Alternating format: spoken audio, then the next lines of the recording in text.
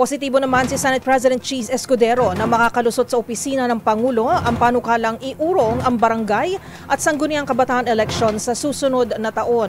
Ayon pa kay Escudero, hindi ito maituturing na unconstitutional dahil ibaan niya ang nilalaman ng panukala kumpara noon. Magbabalita si Raymond Dadpaas.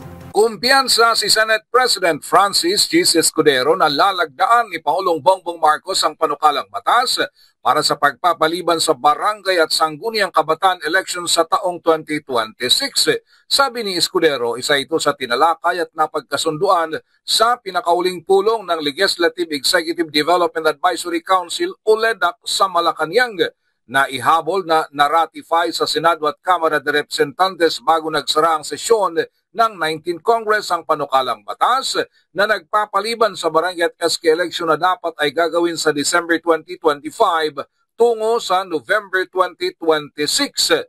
Tiwala din si Escudero na hindi ito may dideklarang unconstitutional ng Korte Suprema gaya ng naunang inaprubahan nila noong 2022 na para lamang sa postponement ng barangay at SK election. Dahil ang bagong panukalang batas ay hindi lamang ipinagpapaliban ng barangay at SK election, kundi itinakda din nito ang bagong termino ng mga barangay at SK officials.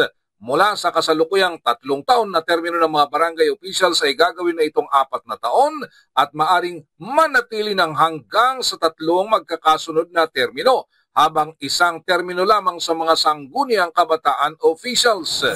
Itong namin panukalang batas sa pananaw namin ay compliant dahil naiiba ito dun sa una, dahil maliban sa pagpapaliban, Senate na yung term ng barangay and SK officials sa 4 na taon. So yun yung pagkakaiba. So marahil, kung may pagkakaiba, hindi maging pareho ang desisyon ng Korte kaugnay ng pagiging partially unconstitutional ng unang batas. Naunang nanawagan si Senador Amy Marcos na siyang chairperson ng Senate Committee on Electoral Reforms na lagdan na ng Pangulo ang postponement ng barangay at SK election para makapag-concentrate ng Commission on Election o COMELEC sa paghahanda sa election sa Bangsamoro Autonomous Region in Muslim Mindanao o BARM sa buwan ng Oktubre 2025. Para sa MBC TV Network News, ito si Raymond Dadpaas ng DZRH, una sa Pilipinas, una sa Pilipino.